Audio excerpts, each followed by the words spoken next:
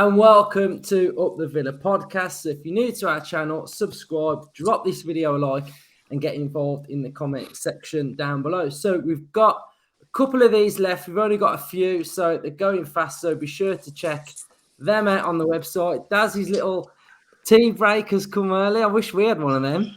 Yeah, it's a cup. You don't see many of these. Right then. So yes, we've got Daz Hale from bbcwm today. So the one thing I didn't know is me and Justin and Ryan phoned your show. I didn't know you was a Villa fan, Daz. Died in the wall. No, so go easy on me. I said that on the radio earlier. It's really genuinely a privilege to be asked along though. So thank you. Cool, awesome. So, you know, for anyone that doesn't know, you're on the BBC WM, you're now hosting the football phone-in, but you also get to interview Steven Gerrard as well on a regular basis. So what's he like talking to? What's it been like in the short term that you've been speaking to him? How's it been? It's really good, actually. He's just got this aura about him, and it's difficult to describe. I think you all know you just get that certain person where, you know, you get loud people like me, but then you get other people who just walk in and they just own the space. And he's certainly got that going on about him. I've only done him on Zoom so far. I've not actually done him face to face, although I'm going to be doing that, I think, in a couple of weeks' time. And no, it's the thing about it. It sounds obvious, but you ask him a question and he answers it. And if only life was that simple with football managers and politicians, you know what I mean? So the very fact is he listens to what you ask and then he'll answer your question as honestly as he can. And, you know, he's very engaging, yeah. And the problem is because the way the press conferences are done at the moment with Villa is because there's been even more interest in the club now because of Steven Gerrard, is that the rule is now that you get 3 questions. So Sky always get the first 3, and then I think it's there's another company called PLP. I think you've got like world rights or something. Then it's like 5 Live. Then it's TalkSport. Then it's us. And so by the time you get to us, all of the obvious questions, like, you know, who's injured and what do you reckon is happening Saturday and all that, they've all gone. And there's no point asking the same question again. So by then I'm thinking, shit, what am I going to ask him now? So it's a bit of a challenge sometimes, but no, he's very good to deal with. But of course, the thing is that at some point, I'm going to have to ask him probably some difficult questions. And it happened with Dean, and I've known Dean since we have a mutual friend from when he was at Warsaw. So I've known him a long, long time. And just before the Southampton game, I actually had to say to him, you know, are you aware of the talk and the pressure? And are you, you know, have you had a word with the board about it and stuff? And he was fine, and he messaged him after. He said, "Well, it's your job. I know you've got to do it." And so you're not friends with them. Ultimately, I've got a job to do. They've got a job to do. And if we can all get on fine, lovely. But I think it'd be unhealthy to try and get too close because some managers are pretty good at that, to try and make you become a friend, and it buys them a little bit more goodwill. Then, doesn't it? Maybe when things aren't going quite so well. So you've got to keep detached, but you can't get any more detached than on Zoom, really, can you? So far, so good. You broke the ice quite well with Gerrard, though, didn't you? Didn't you ask him his favourite curry or whether he'd be attending Balti Triangle? I think we've done that when we've been out on around the Balti Triangle and where we got his Christmas tree up. Claret and blue balls, apparently. And this week, I don't think this made it into the Villa edit that put out on the website. He was actually complimenting me on my jacket this week, said it was boss. So I'm just wearing it all the time now. And have like a little plaque as endorsed by Stevie G on it or something like that. So now he's good. He's good value. Do you ever get the feeling? Sorry, Luke. Do you ever get the feeling with some managers? I mean, you must have dealt with quite a few over the years that they do try and manipulate these press conferences to get their sort of side of the story out, especially when things aren't going well at clubs. I suppose towards the end of the Dean Smith era, I don't think it ever got really toxic with Dean, but it did seem to, you know, that they can use the media, and obviously that's your job, is the media. Do you ever get the feeling that they sometimes do use you and the media to try and get their side of the story out? Because it's obviously a live interview, isn't it? Yeah, very much so. And sometimes, regardless of what you ask them, they're just going to say this one thing that they want to get out there. And it does happen quite a lot. obviously it's good for us because you want to, and ultimately, but ultimately it's seen, and I think it's absolutely should be a communication between them and you. Really, I don't think the listeners or the audience give a monkeys who's asking the questions. Who cares? I don't know. You just want to hear what your manager's got to say, and so just try. Yeah, I mean, some of them play a game more. I mean, the one person who was a wonderful manager, but really difficult to deal with was Nuno, who would just literally, you could literally have just played the same pre-match press conference every Thursday or Friday for like 2-3 years. It was just like same thing every week. After every game as well, pretty much it was the same. So he never gave anything away. But as others are just wear the heart on the sleeve, like the guy at Walsall who this week said the players see Saturday as being an inconvenience in their lives and they don't care. So, you never know what you're going to get. Sean Dyche is a good one, and he's good value. He likes to have the crap, doesn't he? Yeah, we keep seeing it on Football's Funniest Moments, which I think I've watched about. Every time I put it on, I think it's a new episode. It's always the same bloody one, playing the looky-likey games. Rinse and repeat, yeah. But now he's top drawer as well, isn't he? Yeah. Although they could be going down this time, couldn't they? So it looks like it now, doesn't it? So what is your vibe on Aston Villa at the minute? Well, I'm really interested to hear yours, really. But I just think ultimately it was always going to be a season of transition. You lose your best player, your most influential player. The players that you sign to replace him either, they haven't been fit really, have they, most of them, for more than 5 minutes. Then you lose your manager in October. So it was always, I think, the minute Grealish goes, it would have been incredibly fortunate just to have carried on as if nothing had happened and stepped on further. So although it's frustrating week in, week out when you watch it, because it's difficult, who cares about the big picture at 5 o'clock on a Saturday afternoon when you've just got beat? But when you actually take a step back and think, I mean, 12th, mid-table, steady season, having lost the best player and having lost a manager you've had for 3 or 4 years. No one likes to hear this. It's going to take time, and it'll probably take more than this summer's transfer window as well, if we're honest, I think. Yeah, I would agree. I think it's and like you say, I think football fans across the board, not just Villa fans. Oh yeah, nobody's got patience. And we find ourselves in another period of uncertainty with results not going well. Transition is a word you use a lot, isn't it? And we are, but I think we're going to have to wait. I said this, I think last week or the week before on the pod. I've got a horrible, before the Spurs game actually, I think I've got a horrible feeling things are going to get worse before they get better, which probably means he's going to need that transfer window to try and sort out a few of the problems we've got. But if you think back a couple of weeks ago, when it was the game at Molineux, 8th versus 9th as it was at the time in the Premier League, 3-4 years ago, that was a championship fixture, and you had a bloke running the club who gave it all this, but actually had no money, and you were heading towards Armageddon. So fast forward now, in that time, to where you are now, that's massive progress. And I think the thing is that the board are hugely ambitious, as well as being wealthy. You can have as much money in the world if you're not prepared to spend it and speculate with it, but they are. And that's why they've got him. And I'm sure he knows already what's happening this summer. I think it's a really exciting time. It's just about getting through the next few weeks. And it may actually be a blessing in disguise that some of these players now have been so disappointing, because it's given him the option, the chance to see him in the true colours. If he'd come in like 6 weeks before the end of the season and it's honeymoon period and everyone's at the best, but he's actually had that and then it's peaked and now it's up and down. So he knows now which ones he can trust and rely on and see as part of the next step, and the ones who ultimately ain't gonna make it in the next phase of where the club wants to go. It was funny because I was obviously on earlier talking to you, and while I was waiting to go on, Eddie was on, good old Eddie, West Brom Eddie, and the realisation of it wasn't that long ago we was in more or less identical position to where West Brom currently find themselves in mid-table Championship, going nowhere, with an owner that's not prepared to invest with, and Steve Bruce as manager.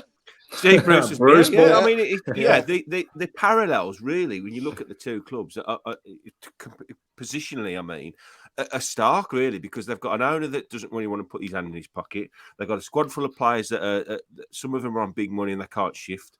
The rest of them just aren't producing, and they've got a manager that just could, we all know Bruce's comments a lot week in, week out. They get very frustrating. But yeah, I think a reality check is always in need. But as I say, football fans in general don't really do reality checks. They just we don't, do we? Straight away. We don't do we? We don't look at the big picture. But when sometimes you actually take a step back, then it's then you can say, as I say, just. It's made me think, like 3 or 4 years ago, that was a championship game, Villa and Wolves. Look at it now, top half Premier League game, and neither of us are still happy. But when you look at the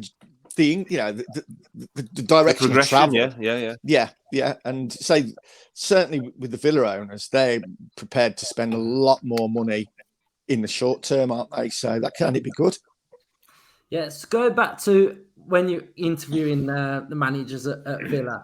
What's it like on that morning then? Did I put a bit of a spread on for you, or is it literally? Well, at the moment, it's I've only been doing it on Zoom, but they have started. I mean, Tommy Jordan, the press officer, told me there's banana cake waiting for me for the next one, so I should be down for that. But yeah, usually, I mean, I'm going to Blues tomorrow actually, and Albion the other week. And am I allowed to say that word? Sorry, I'm surprised Blues have even got an internet connection to do a Zoom call. No, I'm going face to face.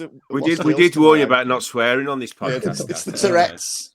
And so there will be there'll be sandwiches and like coffee and stuff. And I'm one of them, like, at the wedding, I'm actually loitering around the DJ about 9 o'clock, just waiting.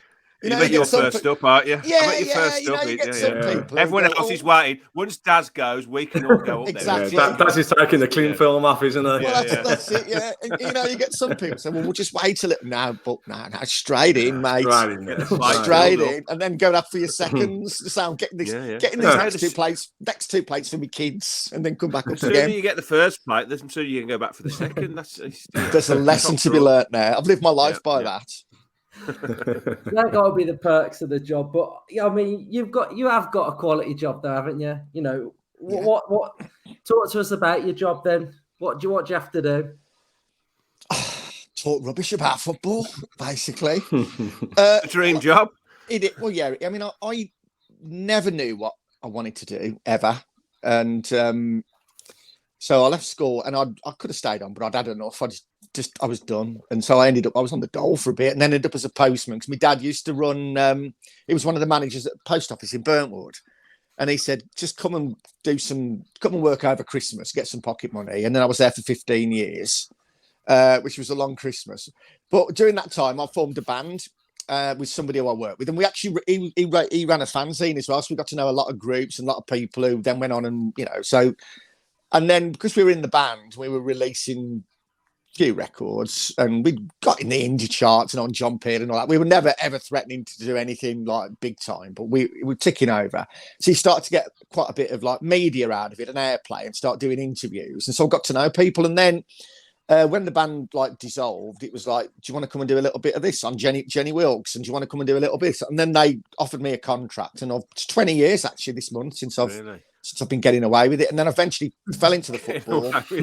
Yeah. And then I realised that when I was a kid, when we were all taping the charts, pressing stop and all that, I was doing that. And when the Wolves were away and I weren't going, I was doing that. I'm listening to Nick Owen or Tim Russon, with the goal horn. This, Daz, but I don't think the other two do. They're not old enough to be doing things like that. Yeah, well, before we had commentaries, it was just round the grounds with the goal horn. And so I'd be taping that as well and trying to get. And so when I look back, it's probably what I did always want to do. I just didn't know it. But it's genuinely, it's an absolute privilege every time I go on. And I did 12 years on really early mornings, and that was tiring. But every time I go on, especially when I'm talking about football, it's an absolute privilege, and it's trying to create the vibe where it's without so much swearing and stuff, of basically just people having a chat in the pub, really. And that's what I try and do. It doesn't always work, and then obviously the phone-ins after the game are completely different to the ones in the week, because the ones after the game, it is just knee-jerk, and whatever's just happened, and then in the week, you can be a little bit more considered. Yeah, but don't you? Yeah. I mean, taking it over from Franksy, obviously there was. I think that it went to someone else, didn't it? Just before you took it on. Henry, and he had it a bit later, didn't he? Then they moved it back to the 6 o'clock slot. Yeah. So what was it like taking over from Franksy? He was such an icon of Midlands football. He is man with the biggest. I've got one more question about Franksy before we finish as well. Villa. Yeah. The man with the biggest feet in show business, size 21, ladies. Yeah, indeed. He's got a massive feet, hasn't he? Yeah, so it was a few years. Well, before I came onto the earlies, I used to do like the midweek football, and I used to do a sports show every night. And Tony Butler, who I still keep in touch with now, he still has got as much fire in his belly as he had back then. He's in his late 80s now. He's incredible. Really? So I learned a lot from him. But with Franksy, I mean, he's a good friend of mine. But yeah, to answer your question, it's a bit like being Louis van Gaal following Sir Alex Ferguson. How the hell do you? Because but what happened was during the pandemic, actually, I took over the Saturdays because he'd had 2 knee operations actually, but he'd been doing it, schlepping up and down the motorways on a Saturday for I think it was 28 years. And he's just got to the point now where the work-life balance, he's just thought, God.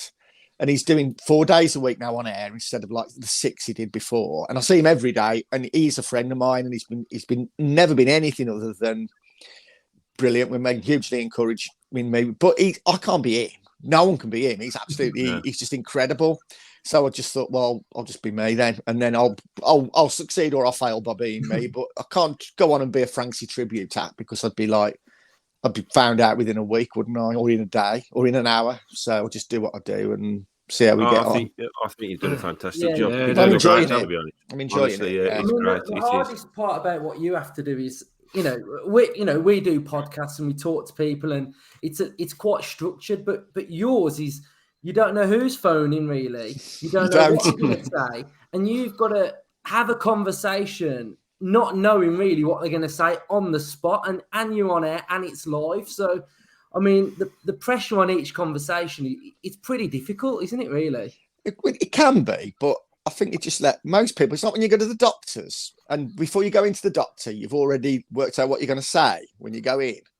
So it's a bit like that, really. So just let people just do that bit to begin with and see where we go. You know what I mean? And sometimes you can ask a question to someone and it completely throws them off kilter because they'd already planned this little speech thing. Yeah. But it just want it to be. I didn't want it to be a club of just like the usual dozen or so or 20 people or whatever. I want to get as many different voices on with different clubs, different ages, different races, just want it just to be open to everyone.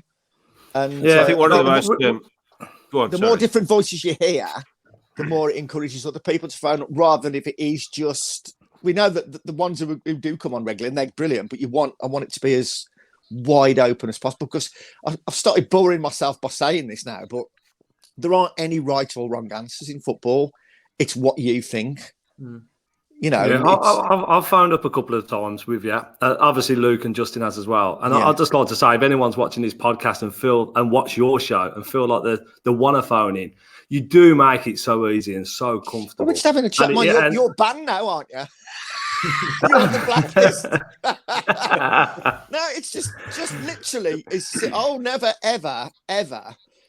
Mock anyone or as long as you don't come on and do anything, say anything that's offensive, then we'll just have a chat and it's good. It's a really good show. And if everyone all agrees with each other all night, then that would be the most boring piece of radio anyway, doesn't it? Do you know what I mean? It's like with you guys, and sometimes it's not nice when people put stuff and think, but ultimately that's what it's all about, isn't it? Everyone's got a view and a different one. And one of the most frustrating things when I listen to it is when people phone up and say, this is the Villa phoning. It's not the Villa phoning. It's just that a lot of the bigger stories when they break, then you get a dominated night, don't you, of that. Believe me, we get it's Radio Wolves, or it's Baggies this, or it's Blues. And at that point, you think, we'll probably do something right then. But the ones, I mean, you get them saying, well, you screen the calls.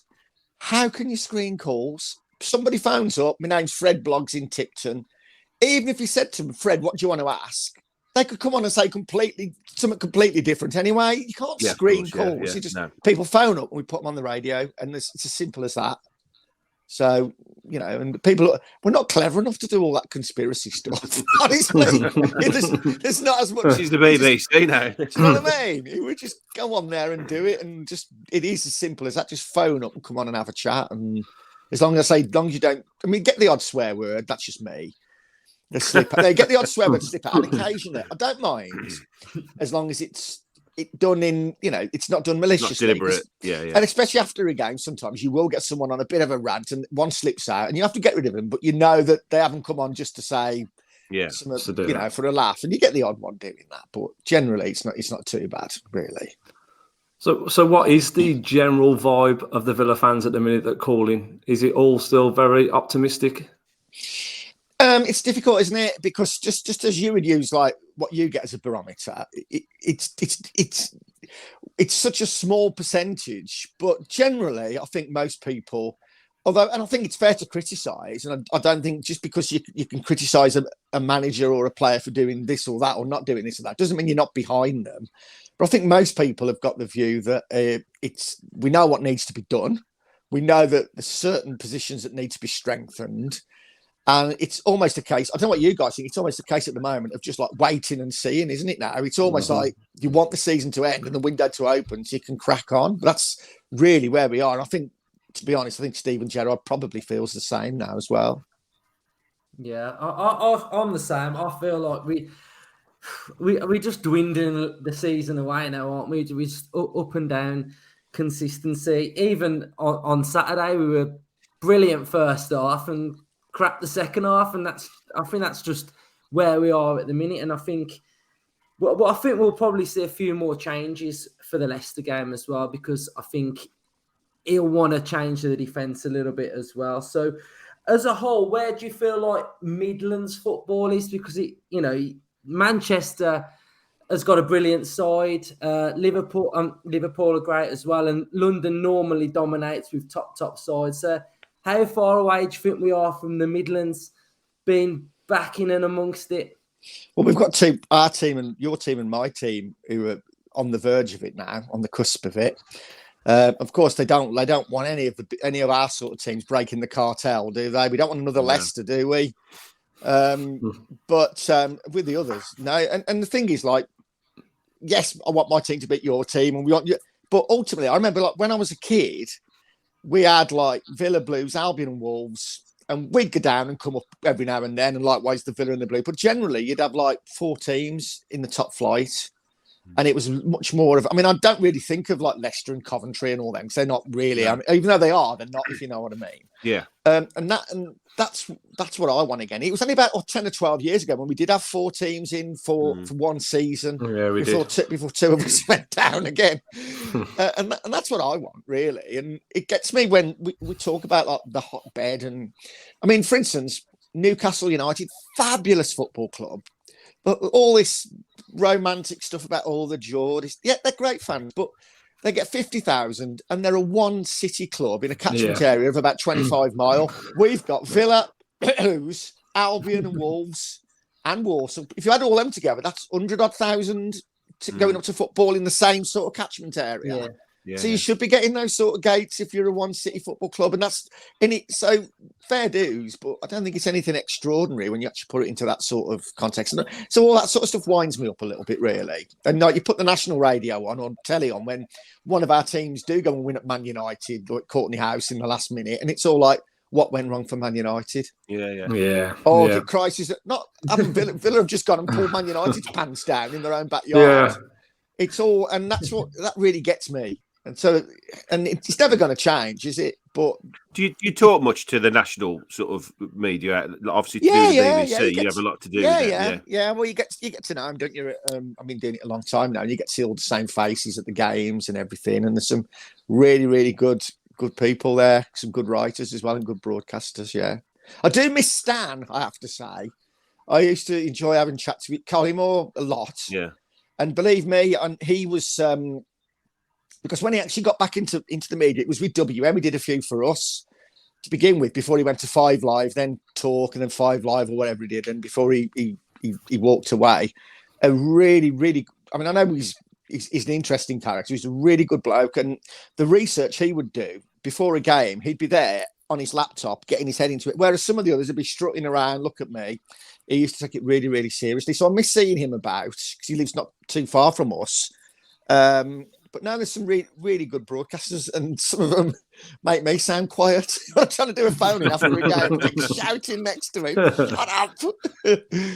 What's it like commentating on the games then? Is that because that's something I'd love to do? But what's it like actually being in the ground and like I know Steve Herman quite well, and he loves doing it as well. I know you do it's it. Great. Well, I mean, you've got Mike Taylor, Rob Gurney, Richard Wilford. Yeah. They've got about nearly 100 years experience between them now. And it's just wonderful, isn't it? It's a privilege. And people, I mean, again, people say, how do you not swear? And how do you this? Believe me, do you remember Wurzel Gummidge? Is everyone too young for? Yeah, and he used to have all these different heads that he'd put on. Whether it's a happy head or a sad head and stuff. And when I'm at work, I mean, I've got my season ticket behind the goal, and I'm giving it like everyone else and shouting and swearing and gesturing and stuff. But it's a completely different head. You're at work. Yeah, it's no different. You're at work, and even when my team are playing, it's detached. You're not a fan behind the goal. You're at work. You've got people talking in your ear. Yeah. Quite often we've got actually another game going on in our ear as well at the same time, because if we're doing a match on DAB, then we've got the FM game going in this ear constantly because they come over to you. And so you've got all that going on. You've got this going on in this. Then you've got the producer talking. I mean, I often hear voices in my head anyway, so it's no real problem.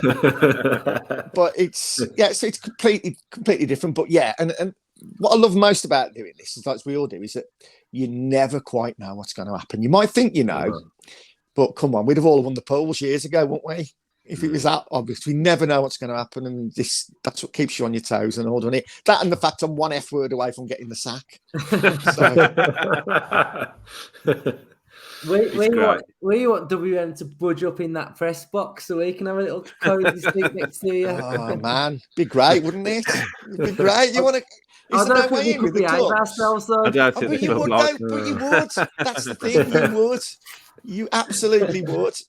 And you want to ask you, see if they can get you in for one of the games or something. Yeah, it's got to be done. Have a go. Yeah. Cool. So just before we go, we've got some quick fire questions for you. So Villa. What is your... It's back to Francie again, is it? Is he a Villa fan? Is that the truth? Is he a Villa fan? Oh, you'll have to ask Francie. You'll have to ask Francie. So I was looking. Sorry, Luke. I was lucky enough to do the takeover a few years ago. It was great, wasn't it? That I did the football phone with Francie, and it was what was his name? I lost his name. The Albion sneakers was on as well at the same night. But, were you just looking at Francie's feet thinking size 21? I tell you, I had my picture taken with him, you'd be surprised to know. And he has got massive feet. But the last thing I asked him before I walked out of the studio, I said, go on, Francie, what team do you support? And he just went, nice to meet you. That was it. The question that'll never be answered. I think he's a Villa fan, but I think a lot of people think he supports their teams. Well, Daz, I've got to thank you really, because this is where we scouted Justin from. I always heard Justin on that show, right? And we scouted Justin for this podcast. So what was your transfer fee, Justin? I think it was a spud and a bag of crisps. Well, we've heard you've got a release clause as well, so we'll be having you as well soon. What, me? You never know with this, the BBC. That's it. As soon as you swear, mate, we'll have you on board. That's right, yeah. Well, the only four-letter word I haven't used too often this season is goal, unfortunately, doing some of our teams. So, the quick fire question then. So, what's the favourite ground you've been in, apart from the Molineux, of course? Probably. That's a difficult one, isn't it? I bet you've been to quite a few, haven't you? Well, tell you what. I mean, I know it's supposed to be quick fire. Have you? Well, in the 80s, I'd got to about 86 because my team went in a different division every year. They got relevant. But a lot of those grounds have changed now. All the clubs have gone into the Conference, National League and stuff. Probably my favourite grounds, I would have to say, of the current league grounds, I actually like Fulham. Although I haven't been since they've built that massive new stand, just because it's still got a bit of character. It's not like an identikit, one of these, soulless bowls, and it's a good away still got day for them, isn't it? Yeah, it's a decent away end and all in it. And of course, they even do that thing, don't they? When you can actually have like a neutral area, so loads more away fans can go in and all, can't they? So I like Fulham. That's one of my favourite ones. Best play you've ever seen? Oh, now you've got me. It would probably have to be Ronaldo, although I never saw him. I haven't seen it. I saw him right at the start of his career when he was like 18 and seen him again now, but I suppose it would have to be Ronaldo. I did see I saw Robbie Keane on his debut as well when he was 16, and obviously you ended up with him killing the Wolves that one game and come off the bench. And he was sensational as a youngster. We should have got him. We should have got him a bit earlier. By that extra $500,000. He went to college. But John Gregory was manager. Yeah. I mean, he was extraordinary. Big mistake. Yeah, that was massive, huge. I thought you was going to say Steve Bull. He was incredible. I mean, like, but technically, he obviously isn't, and but I mean, at that time in my life, then 50 Bob scored 100 goals in 2 seasons and playing for England when he was in the third. Yeah, he's a great bloke as well. I met him a few times because he's from our area, isn't he, Daz? I'm not far from you, so he's big round here. Yeah, he's a top man. But as regards on the world stage, I mean, I've seen Philip Coutinho play now as well. Steve Bull's very expensive as well. My mate is a huge Wolves fan. And we tried to get Bully to come to his 40th, but he wanted $4,000. So we ended up getting a cardboard cutout of him. Just got some might do with that. And finally, then, best goal you've ever seen? Oh, this is difficult, isn't it? Probably. Well, actually, there was 2 in the same week. Grealish, and I don't know who it was against. It was a volley on the edge of the penalty area, and then Ruben Neves did it against Derby. A couple of nights Grealish later. was against Derby as well. Was it? No, Grealish was against Cardiff. From the corner. Yes. Yeah, the one when he came back off his injury and he was the captain. And he flicked it up and hammered it into the top corner. It's a Cardiff one. He scored last minute in Cardiff, and then Neves done it the night after. Yeah, that's right. Yeah, slightly better. I think it's difficult, isn't it? Really. What about? I mean, like the most important goal and the best goals were always a little bit different in it. So.